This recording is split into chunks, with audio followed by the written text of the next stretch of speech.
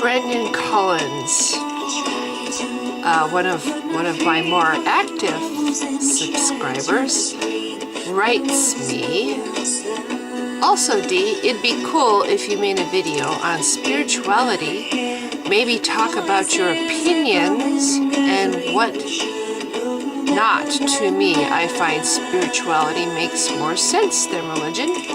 Oh, and maybe talk about Buddhism, because you've not really talked about it. So I'd like to hear your thoughts on Buddhism and spirituality. Somebody named Ariel Tolkien writes, spirituality is largely a buzzword code for I can believe whatever I want that makes me feel good and can assert it as true unless you can prove it wrong. And any attempt to prove it wrong will be disregarded as, well, I have the truth already, and you are just closed-minded.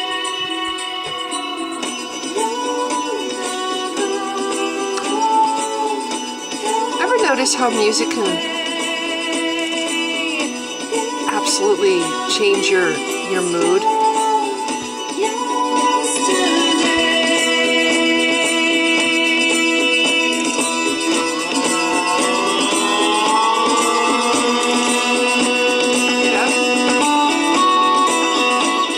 Tune. I've never even heard this before. It's on Pandora.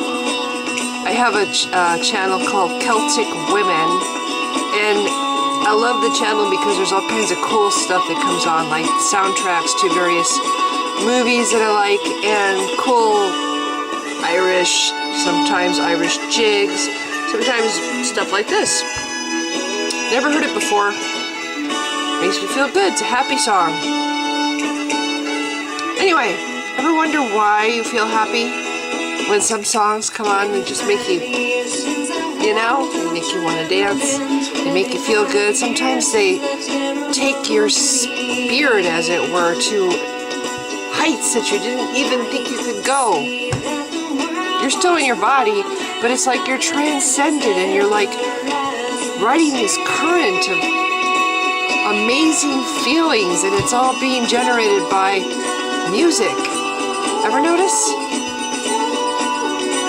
And the same music that can make you feel so elated, you know, so just no reason at all, just you're happy, you know? Music has so much power over us. That same thing can totally, you can be in a happy, wonderful, upbeat mood, and a song can come on and it's just like changes gears. And maybe,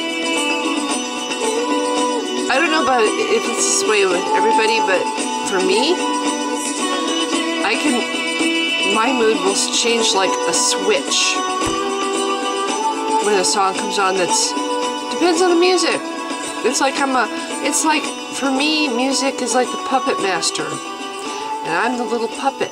And depending on the music, depends on how I feel. This is why one of the things that I've done to try to get past depression is I've tried to not listen to sad music all the time. I still listen to some sad music because it's beautiful. Most sad music, or music that makes me tear up, is very beautiful, and I love beautiful music. But listening to it, and pretty much exclusively only listening to it, commercial, you know, is not a good thing if you're depressed. You're feeding depression by listening to sad music. So anyway, what is it about music that does this to us, that can, and I don't know if it's that way for everybody, but for me it really impacts my mood. It really impacts how I feel. I call it spirituality. I call that quality that I have, and I'm sure many, many people do, that they can just, you know, be moved so much by music. Just music. You know, I call that spirituality. And he wanted, Brandon wanted me to mention Buddhism. I don't believe in reincarnation. So I could never be a Buddhist. I think they also do have to believe in some kind of God concept. But the thing that bothers me about Buddhism, you know, while they do have a great deal of reverence for life and nature, it's for selfish reasons. It's not because, oh, you know, it's just beautiful, or it's rare, how life is so rare, or unique, or colorful, or adds dimension, or whatever it is about life, just that it exists for its own sake, not to serve any particular use for humans, just for its own sake, that it's alive and it's living and it's part of the natural world that we are part of, and so we are all connected. That's not what Buddhism seems to be about. It's more to do with show reverence because that might be somebody that you used to know, or could be somebody you'll know in the future, or whatever. It's all, in my opinion, for selfish reasons. You have to give it a human spin to justify revering it or showing it respect. You have to give it a human spin. So that's my take on. And how you suffered for your sanity. Oh, here we go. And how you tried to set them free. They would not listen. They did not know how. Want to see me get sad? Listen now. All I have to do is listen to this song and think about it. Story, story, noise. Flaming clouds that brightly blaze. I'm fighting it. I'm fighting the Swirling clouds effects. and violet haze. Reflecting Vincent's eyes of china blue. Colors changing hue. I don't particularly like this singer. Morning fields of amber gray. I don't really like this version of this song either. Weathered faces lined in pain are soothed beneath the artist's loving hand. Anyway, what was I saying? Now I understand. I'm sorry, I don't like this. I'm gonna get rid of it. What you tried to say to. Sorry, I love that song, but that's a really crappy version. Okay, anyway, what was I trying to say? Oh, about Buddhism. I think everybody has spirituality in them, and I think religion exploits that, and that's why religion has been so successful. You know, if you go into a church, those people that give the sermons, they know exactly what buttons to push to elicit emotional response. And if those buttons aren't pushed by the sermon itself, then whatever songs they have you sing, you get up and you sing. And have you ever been to, maybe not to church if you're an atheist, but anything where you're singing and you just get all revved up inside because the song gets you so revved up or so emotionally connected and stuff, and you start getting tears down your face, right? Oh, it's the Holy Spirit moving in you or whatever. They know what they're doing, and they use music as a tool. Churches, religions, cults use music as a tool because humans are spiritual beings. We are spiritual beings. We are affected by music. We are affected by the sight of a child or an animal being born. We're affected by beauty, by the sunset, by you name it. I mean, there's so many things that affect us in a deep, meaningful, personal way. And everybody is affected differently because we're all different. Religion exploits that. Humans are naturally spiritual beings. Humans exploit that. Ariel Tolkien calls it a buzzword for I can believe whatever you want. I don't agree with that. I don't think spirituality at its core is that.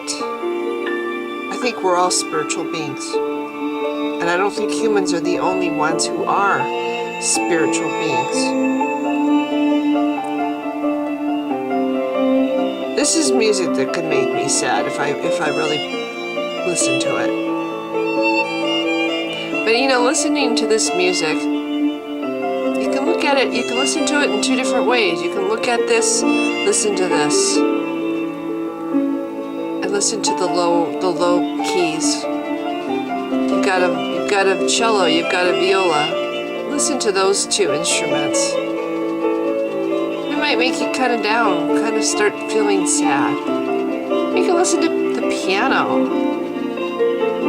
It's bright, springy, sprightly. This could be happy music. You know, this is one of those songs that's kind of in the middle, you know, and if you're kind of sad anyway, it might tip you down toward more sadness. Or if you're kind of sort of happy and you're listening to the song, you might hear happy notes. You know, you can kind of do with it as you want. There's definitely songs that you are controlling how you take it in and how you let it affect you. But there's definitely songs. Here's a good example.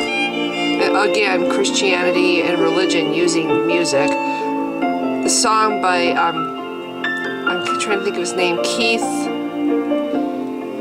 Mullen? I'm trying to think. Let me see if I can get his name. Awesome God, right? That's a real, hang on. I'm sorry. It's hard. This is something I've just discovered. I can't keep my thoughts organized with this music. It's very distracting. Any music, it's very distracting.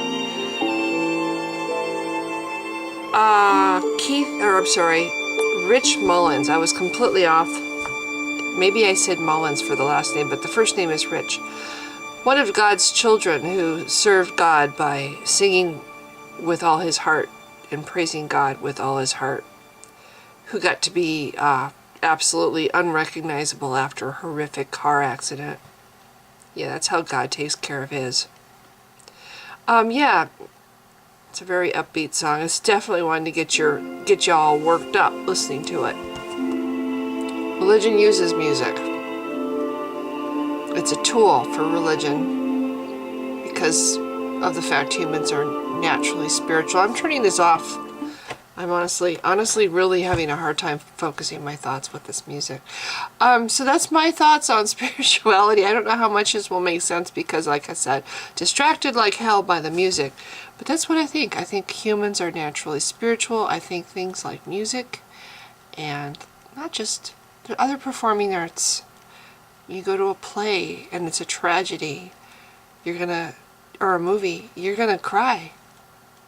You know, it's just an image on a screen, and it's not even substance. It's just a moving picture of people and a story.